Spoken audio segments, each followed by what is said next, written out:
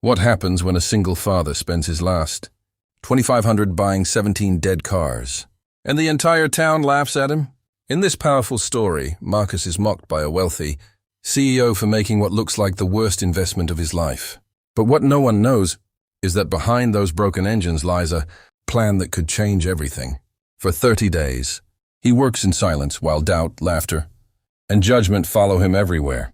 Sometimes what looks like failure is just the beginning of something incredible.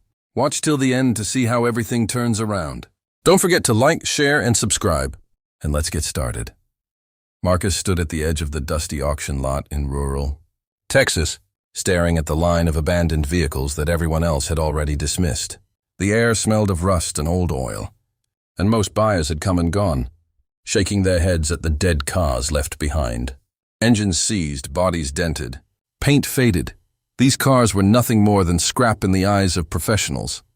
But Marcus saw something different. As a single father raising his young daughter, he had learned to survive by seeing potential where others saw problems. With just 2,500 his entire savings, he made a bold decision that stunned the remaining crowd.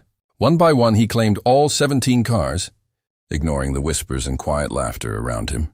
Among the onlookers was Victoria Hale, a sharply dressed CEO visiting the auction out of curiosity. When she realized what Marcus had done, she couldn't hold back her amusement.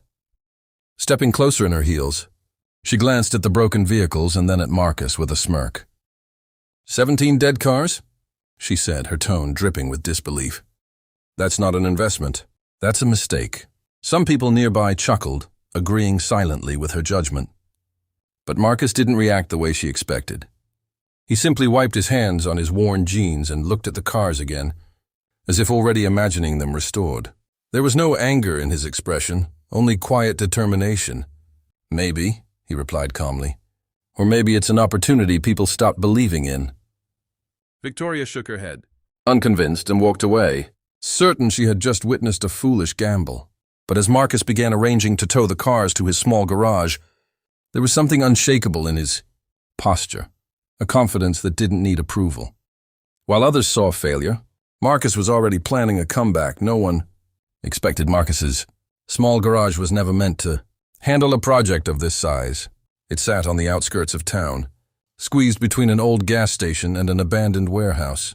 The roof leaked during rain, the tools were mismatched, and the lighting was barely enough to see clearly at night. But for Marcus, it was enough. It was where he rebuilt his life every day, one repaired engine at a time. The 17 cars arrived over the next few days, each one more damaged than the last. Some wouldn't even roll off the tow truck. Most people would have called it a hopeless pile of metal. But Marcus treated each vehicle like a challenge waiting to be solved. He started early in the morning and worked late into the night, often with grease on his hands and exhaustion in his eyes, but never with doubt in his mind. He stripped engines apart piece by piece, studied old manuals, reused parts from different vehicles, and improvised solutions when nothing else worked. Every car had a different problem, but Marcus approached them all the same way, with patience and focus. He wasn't just fixing machines. He was rebuilding possibilities. Meanwhile, Victoria couldn't stop thinking about what she had seen at the auction. Out of curiosity, she sent someone to check on him, expecting confirmation that the project had failed. Instead, she received unexpected updates, one by one. Engines were coming back to life. Days turned into weeks, and rumors began to spread across town. A junkyard gamble was slowly turning into something unusual. People started visiting the garage, watching from a distance as one after another. The dead cars showed signs of life again. On the 30th day, Marcus started the final engine. The sound that followed wasn't just mechanical success. It was proof that belief, patience, and effort could turn even the most hopeless situation into something extraordinary. And somewhere across town, Victoria was about to learn that lesson the hard way.